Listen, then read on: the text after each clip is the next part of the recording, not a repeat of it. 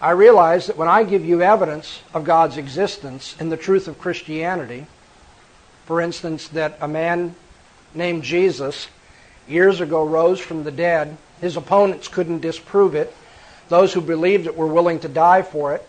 I give you evidence of those things, and I draw the conclusion, given my philosophy of life, he's given historical evidence of who he is and that we should follow him. But given your presuppositions, you can't conclude that a miracle took place. You have to conclude what? Strange things happen in this world, and if we had enough information, we'd give a natural explanation to it. So, though I think that there is abundant evidence for God's existence, I also realize that you will never interpret that evidence in this way. You will always bring your naturalistic assumptions to the evidence and draw different conclusions. However, I don't think that's the end of our argument, because I think we need to compare your worldview to my worldview with respect to what's going on in our argument at all. How is any argumentation possible? And I'm going to argue now for the impossibility of the contrary. That is, within my worldview, I can explain to you why there is logic. In my worldview, I can explain to you why there is causality. In my worldview, I can explain to you why there are moral absolutes, why I believe that human beings are free and have dignity. But in your worldview, there couldn't be any logic. Why not? Well, matter in motion, that's your worldview. But logic isn't material and it's not in motion. The laws of logic are abstract entities. The laws of logic are not something you can touch. They're not physical. The laws of logic are universal in application. They're not particular, temporal events or experiences. And they're absolute. They're without qualification. And so within your worldview, there could be no laws of logic. Some of you who have heard some of my debates know that this is the approach I took at the University of California, Irvine, when I debated Gordon Stein. I said, in essence, your atheistic worldview doesn't comport with the laws of logic. However, debate, in the nature of the case, debate requires that there be laws of logic by which we evaluate arguments. Therefore, by coming to the debate, Dr. Stein, you lost. By coming to the debate, you affirmed laws of logic, but your worldview doesn't comport with laws of logic. And so what we are doing here, the debate itself only makes sense, what? Within the Christian worldview. So that's an indirect proof from the impossibility of the contrary. If what you say is true, we shouldn't be debating, because there's no laws of logic by which we debate. Last year, I debated another atheist at the University of California, Davis. And in that debate, I offered what I called the toothpaste proof of God's existence. I acknowledged for my opponent that no matter what evidence is brought up, he's going to interpret it in his atheistic way. All right? So I can give him evidence of miracles, evidence of this, evidence of that, and he's always going to try to naturalize it and strip it away of any supernatural character. I said, and you're going to give me evidence of things, like evil things that happen in this world. You may point to child molestation and say, how could Christianity be true if this happens? What he said actually is that he had relatives who died at Auschwitz.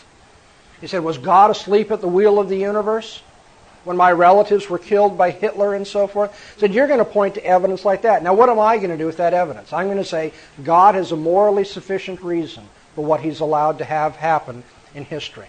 Since I approach the evidence believing in God, I'll interpret it in that light, and I'll say God has a good reason for what he did, even if he hasn't told us yet what it is. You, on the other hand, will approach all the evidence, the miraculous evidence that I'll offer you, and you'll naturalize it, and you'll interpret it according to your worldview. But that doesn't mean that we're left in our two separate towers just to loathe each other. It's like, I can't get to you, you can't get to me, because it turns out that everything you do, everything you say, every experience you have is evidence that you believe in God.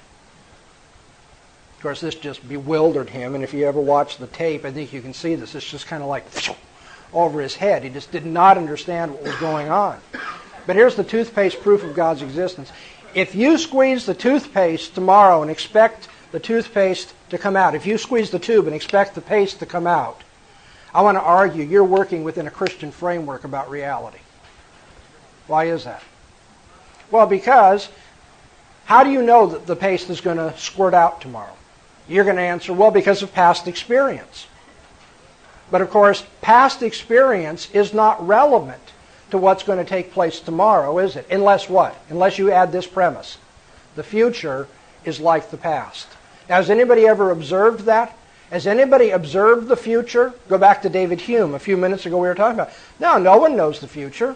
No one's observed it directly, experientially, and no one knows what the relationship is between the past and the future. Therefore, whenever you expect something to happen based on past experience, you're assuming the Christian view of the universe, that God controls all things and keeps them regular. In an atheist universe, there shouldn't be any science. There shouldn't be any brushing your teeth. For all you know, the best way to, dental health is not to brush your teeth. You don't know the toothpaste is ever going to come out. You don't know anything about the future. But of course, atheists can't live that way, can they? Atheists must use the laws of logic.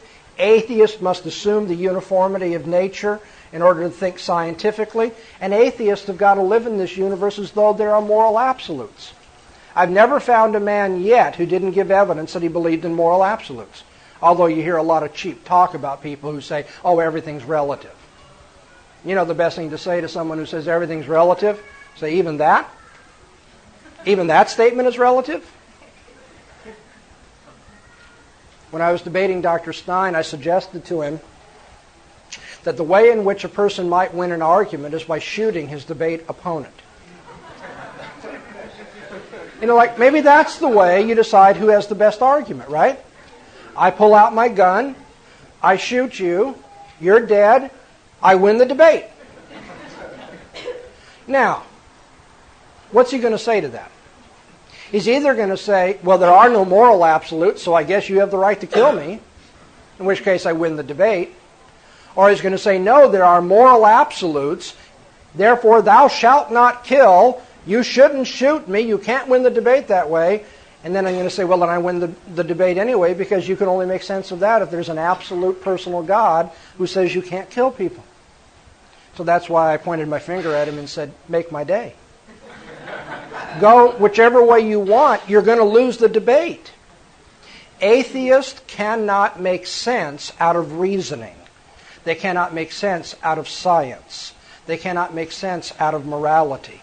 They cannot make sense out of human freedom. Stop and think about this. If what the atheist says about us as human beings is true, we're all nothing more but animals, right? We've all evolved from the primordial slime, and what a funny story that is, but we have another night to talk about that.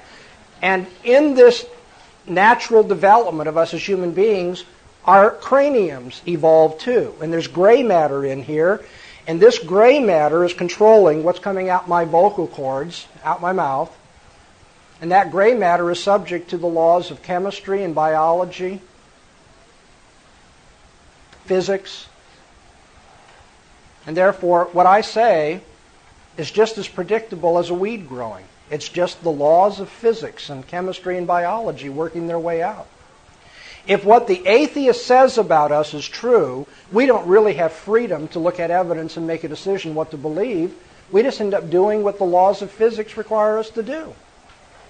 And therefore, if naturalism is true, there could never be any reasoning that supports naturalism, because men don't reason. They're just white rats that are conditioned to operate the way they do and say the things that they do. And so the very debate that takes place between you and the atheist already assumes what? Human freedom and dignity.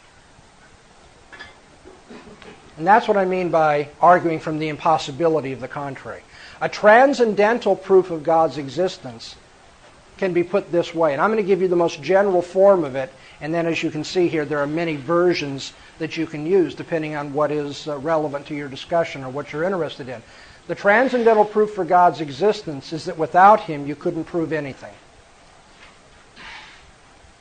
The transcendental proof for God's existence is that without Him, you couldn't prove anything. The very process of reasoning, the very attempt to prove things, already is committed to the Christian worldview, not atheism.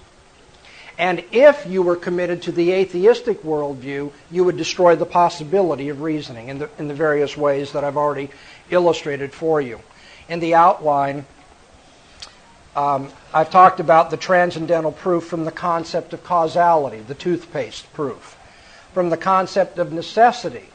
Everybody uses the notion of necessity in their reasoning.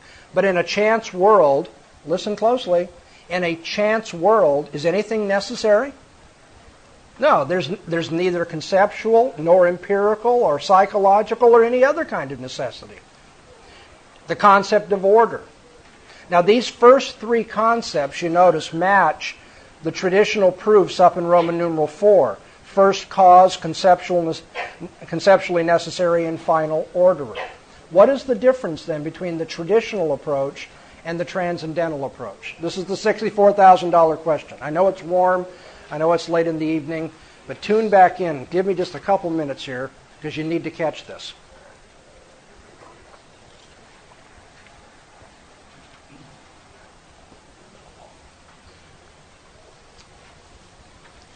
For simplicity, I'll just use the cosmological argument. The cosmological argument says that I have an experience of D which required something to cause it. We'll call that C. But C had to have something cause it, which is B. And therefore, there must be a first cause, which we call God. The first cause, God. Now, as you can see, in the nature of the case, this argument is making God out to be what? One more natural cause in the chain. Secondly, in this argument, I have assumed that the unbeliever can make sense of the relationship of C to D and B to C without bringing God into the picture at all. And I've criticized that approach to argument.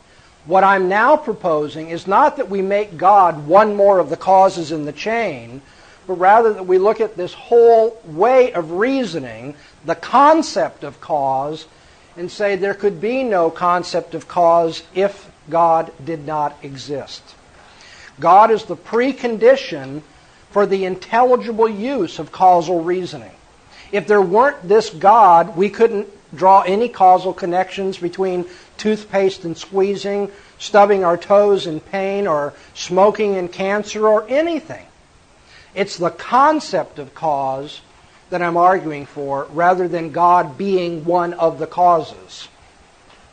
And so the doctrine of creation is presupposed. It's taken for granted when we approach the world in our experience reasoning in a causal scientific way. Likewise, the concept of order already presupposes God as the designer. The concept of rationality was the debate that I pursued with Gordon Stein. The laws of logic presupposed not an atheistic but a theistic worldview. How about morality? When Edward Tabish at UC Davis argued that he couldn't believe in God because then God would have allowed his innocent relatives to have died at Auschwitz, I tried to turn the tables by pointing out that if you take an atheistic approach to reality, you have no basis for condemning Hitler at all, because what one animal does to another set of animals is morally irrelevant. The very fact that you want to condemn Hitler already shows that you're using a moral approach to the universe, which you can only make sense out of in the Christian worldview. We've argued about freedom and dignity. I said if our brains are nothing more but matter and motion, then we don't have any freedom and dignity to make the decisions we do.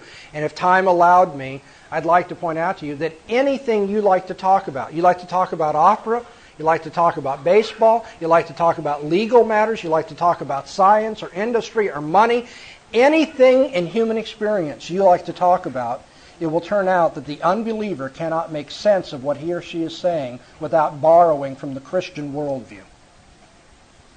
The proof of God's existence is that without Him, you couldn't prove anything. God is the precondition for the intelligibility of all human experience and reasoning.